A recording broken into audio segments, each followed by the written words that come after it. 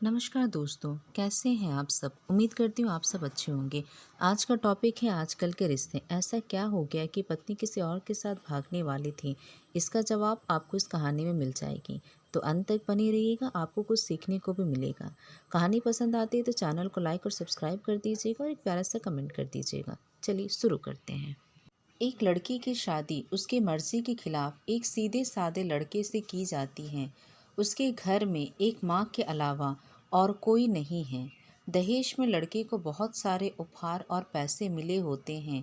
लड़की किसी और लड़के से बेहद प्यार करती थी और लड़का भी। लड़की शादी होकर आ गई अपने ससुराल। सुहागरात के वक्त लड़का दूध लेकर आता है तो दुल्हन सवाल पूछती है। एक पत्नी की मर्जी के बिना पति उसको हाथ लगाए तो उसे बलात्कार कहते हैं या हक? पति कहता है, आपको इतनी लंबी और गहरी जाने की कोई ज़रूरत नहीं है। मैं बस दूध लाया हूँ, पी लीजिएगा।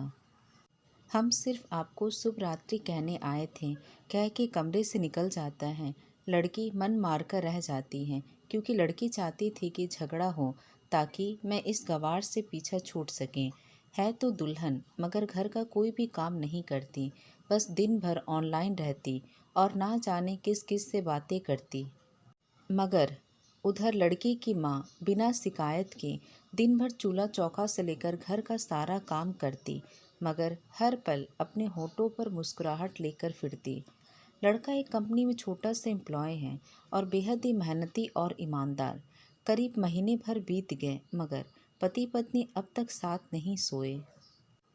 वैसे लड़का बहुत शांत स्वभाव वाला था, इसलिए वह ज़्यादा बातें नहीं करता था।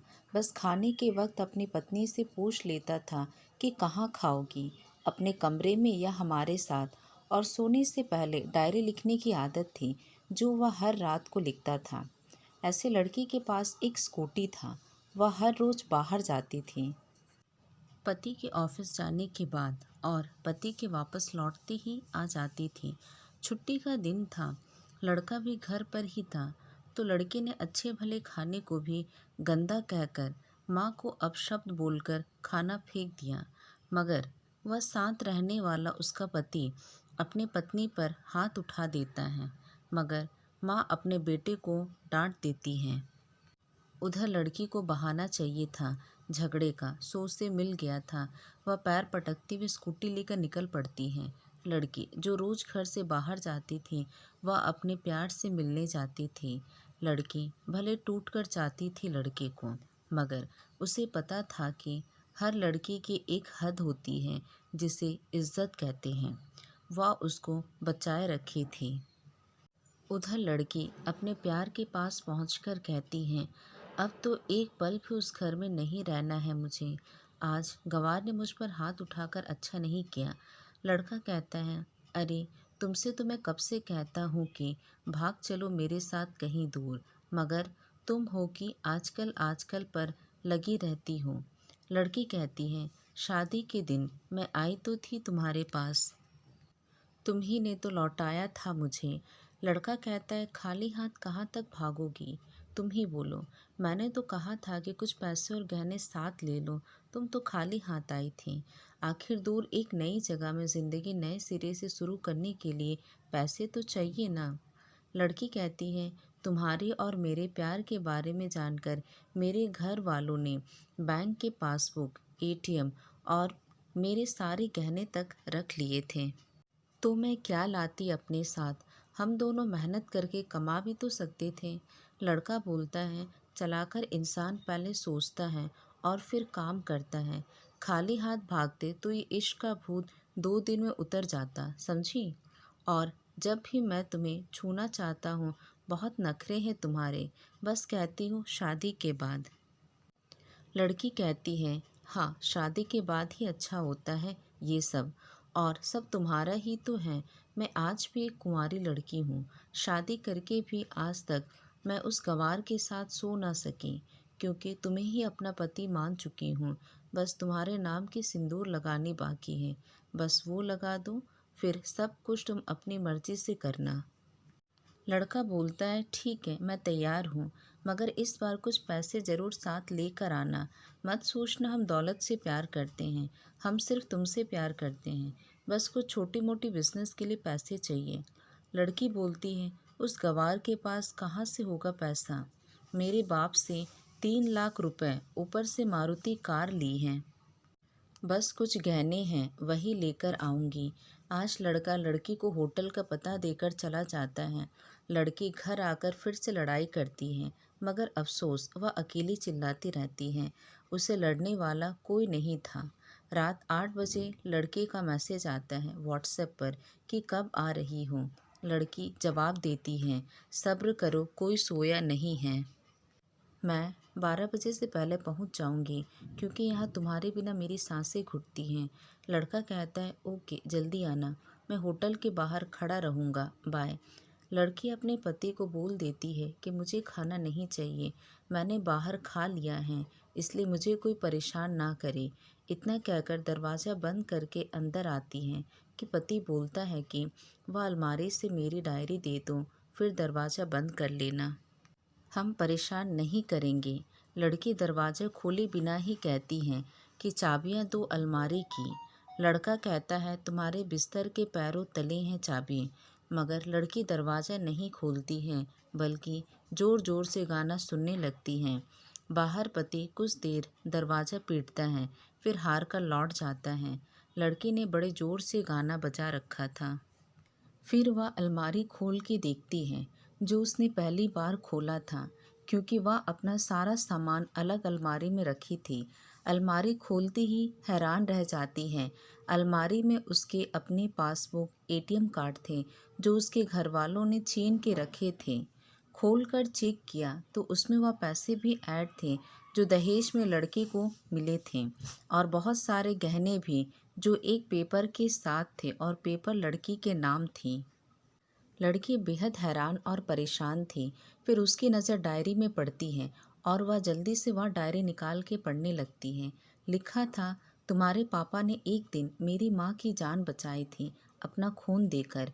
मैं अपनी माँ से बेहद प्यार करता हूँ, इसलिए मैंने झुककर आपके पापा को प्रणाम करके कहा कि आपका ये अनमोल एहसान मैं कभी नहीं भूलूंगा। कुछ दिन बाद आपके पापा हमारे घर आए, हमारे तुम्हारे रिश्ते की बात लेकर। उन्होंने आपकी हर बात बताई हमें, कि आप एक लड़के से बेहद प्यार करती हो। आपके पापा आपकी खुशी चाहते थे, इसलिए वह पहले लड़के को जानना चाहते थे। आखिर आप अपने पापा के प्रिंसेस जो थे, और हर बाप अपने प्रिंसेस के लिए एक अच्छा ईमानदार प्रिंस चाहता है।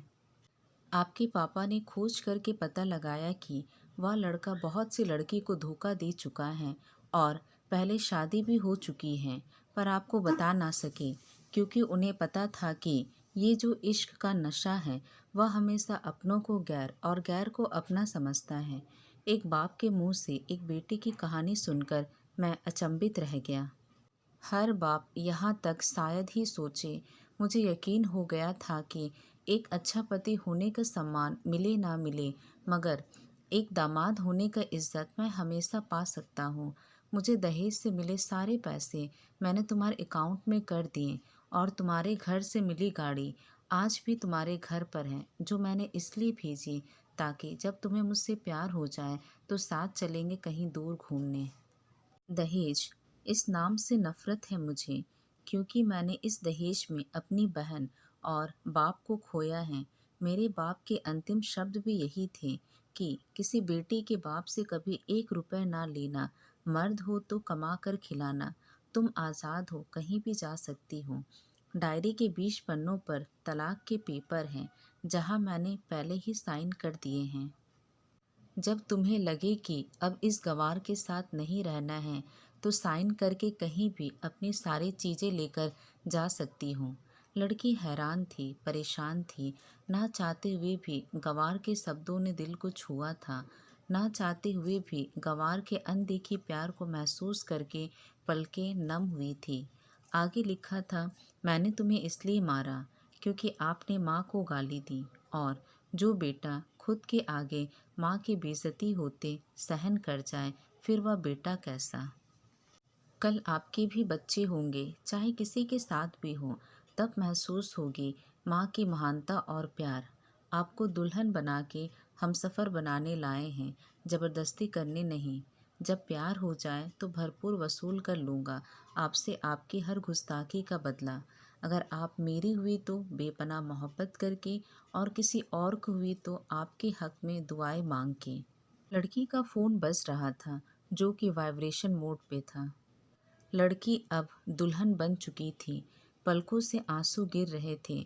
सिसकते हुए मोबाइल से पहले सिम निकाल कर तोड़ा, फिर सारा सामान जैसा था वैसे रख के ना जाने कब सो गई पता नहीं चला। सुबह देर से जगी, तब तक गंवार ऑफिस जा चुका था। पहले नहा धोकर साड़ी पहनी, फिर लंबी सी सिंदूर डाली अपनी मांग में, फिर मंगलसूत्र, जबकि पहले एक बिंदी जैसे साइड पर सिंदूर लगाती थी ताकि कोई लड़का ध्यान ना दे, मगर आज 10 किलोमीटर से भी दिखाई दे ऐसी लंबी और गाढ़ी सिंदूर लगाई थी दुल्हन ने। फिर किचन में जाकर सासू माँ को ज़बरदस्ती कमरे में लेकर तैयार होने को कहती हैं। फिर अपने गंवार पति के लिए थोड़े नमकीन, थोड़े हलवे और चाय बनाकर अपनी स्कूटी में सासू माँ को ज़बरदस्ती बैठाकर, जबकि सासू माँ को कुछ पता ही नहीं है कि उनकी बहू आज मुझे कहाँ ले जा रही, वह बस बैठ जाती हैं। फिर रास्ते में सासू माँ को पति के ऑफिस का पता पूछकर ऑफिस पहुँच जाती हैं। पति हैरान रह जाता है पत्नी को इस हालत में देखकर। पति: सब ठीक तो है ना माँ? मगर माँ बोलती इससे पहले पत्नी गले लगाकर कहती है कि अब सब ठीक है, I love you forever. Office के लोग सब खड़े हो जाते हैं तो दुल्हन कहती है कि मैं इनकी धर्म पत्नी हूँ, वनवास गई थी, सुबह लौटी हूँ। अब 1 महीने तक मेरे पतिदेव ऑफिस में दिखाई नहीं देंगे। ऑफिस के लोग: क्यों? दुल्हन: क्योंकि हम लंबी छुट्टी पर जा रहे हैं साथ साथ। पति कहता है पागल। दुल्हन कहती है आपकी सादगी और भोलेपन ने बनाया है। सभी लोग तालियां बजाते हैं और दुल्हन फिर से लिपट जाती है अपने गंवार से, जहाँ से वो दोबारा कभी भी छूटना नहीं चाहती। बड़े कड़े फैसले होते हैं कभी कभी हमारे अपनों के, मगर हम समझ नहीं पाते कि हमारे अपने हमारी फिक्र खुद से भी ज़्यादा क्यों करते हैं। माँ बाप के फैसलों का सम्मान करें, क्योंकि यह 2 ऐसे शख्स हैं जो आपको हमेशा दुनियादारी से ज़्यादा प्यार करते हैं। आई होप ये कहानी आपको ज़रूर पसंद आएगी। तो रिक्वेस्ट करूँगी चैनल को लाइक और सब्सक्राइब करना ना भूलें।